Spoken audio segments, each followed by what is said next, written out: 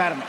In fact, in Kerala, it is not the CPM and the BJP. കേരളത്തെ സംബന്ധിച്ച് പ്രശ്നം CPI BJP എന്നതല്ല. It is the CJP. അത് CJP എന്നുള്ളതാണ്. അവർ കൂട്ടുചേർന്നുകൊണ്ടുള്ള പരസ്പരം കൈകോർത്ത് പിടിച്ചുകൊണ്ടുള്ള.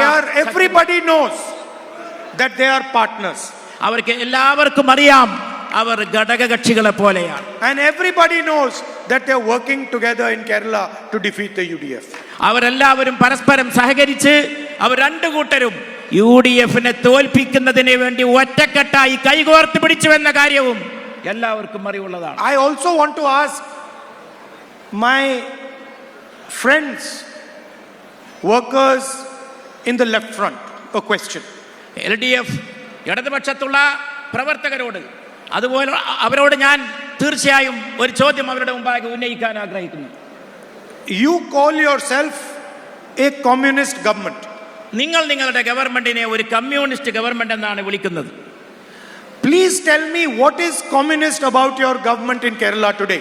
ഈ കേരളത്തിലെ ഗവൺമെന്റിന് എന്ത് കമ്മ്യൂണിസ്റ്റ് സ്വഭാവമാണുള്ളത് എന്ന് എനിക്കൊന്ന് പറഞ്ഞു തരുമോ എന്ന് ഞാൻ അവരോട് ചോദിച്ചു. This is the most corporatist government that Kerala has ever seen. ഇത് ഏറ്റവും വലിയ കമ്മ്യൂണിസ്റ്റ് വിരുദ്ധവും ഏറ്റവും മുതലാളിത്തപരവുമായിട്ടുള്ള ഒരു സർക്കാരാണ് ഇന്ന് Keralam ഭരിച്ചുകൊണ്ടിരിക്കുന്നത്. It is against the interests of the workers. It is against the interest of small business. It is against the interest of the farmers, and it is for the interest of the biggest businessmen. ഇത് വലിയ വലിയ വൻ കുത്തകകളെ പ്രോത്സാഹിപ്പിക്കുകയല്ലാതെ ഈ കേരളം ഭരിക്കുന്ന government തൊഴിലാളി വിരുദ്ധമാണ്, കർഷക വിരുദ്ധമാണ്, ചെറുകിട കർഷകർക്കെതിരാണ്. ഇവിടുത്തെ ജനങ്ങളുടെ ഒരു താല്പര്യവും സംരക്ഷിക്കാതെ ഏതാനും കുത്തകകളെ മാത്രമാണ് അവർ വളർത്തുന്നത്. In fact, I have a suggestion for them. ഞാൻ യഥാർത്ഥത്തിൽ എനിക്ക് അവരുടെ മുമ്പാകെ ഒരു നിർദ്ദേശം വെക്കാനുണ്ട്. Your name is Communist Party of India. നിങ്ങളുടെ പേര് കമ്മ്യൂണിസ്റ്റ് പാർട്ടി ഓഫ് ഇന്ത്യ എന്നാണ്. Change it to Corporatist Party of India. Comprehends party of India എന്ന് നിങ്ങളുടെ പേര് മാറ്റാൻ നിങ്ങൾ തയ്യാറാകണമെന്നാണ്. At least stand for what you say you are. പറയുന്നതിന് വേണ്ടി പുറത്തു വന്ന് ആ നിലപാട് വ്യക്തമാക്കി പ്രവർത്തനത്തിൽ മുന്നോട്ടിറങ്ങി ആ വാക്ക് പോലെ പ്രവൃത്തിയിലും നിലകൊള്ളാനെങ്കിലും നിങ്ങൾ തയ്യാറാകണം. You can ask their workers this question, and I guarantee you at least 50% will say, you know what Rahul Gandhi has said is true.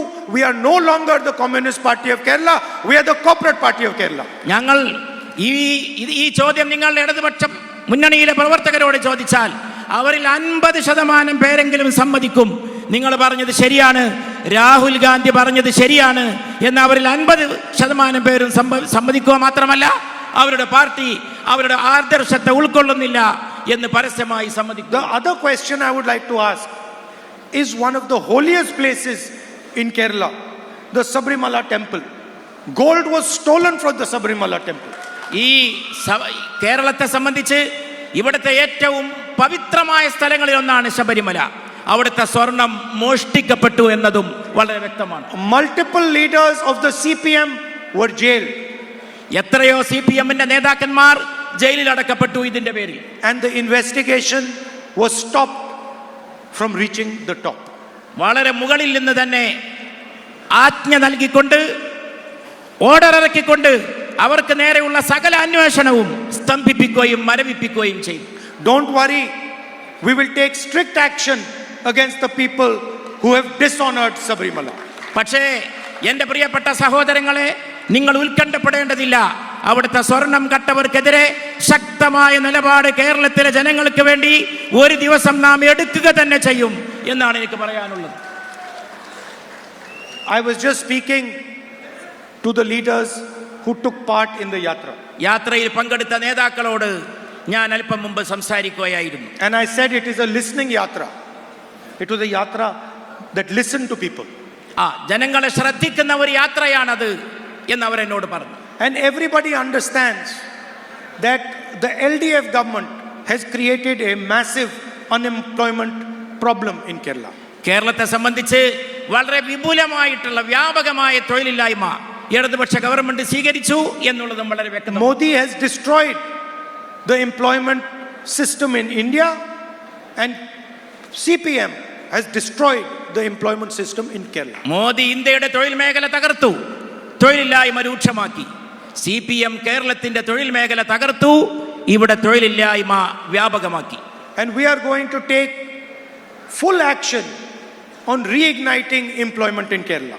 നാം ഈ കാര്യത്തിൽ ചെറുപ്പക്കാർക്ക് തൊഴിൽ കൊടുക്കുന്നതിന് വേണ്ടി കർക്കശമായ കൃത്യമായ പ്രവർത്തനങ്ങളും നടപടികളും എടുക്കുമെന്ന് ഞാൻ We will support small and medium businesses and once again bring employment back to Kerala.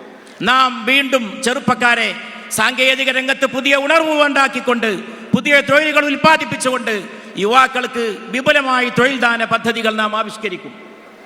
We do not like the fact that millions of people from Kerala are forced to go abroad for employment.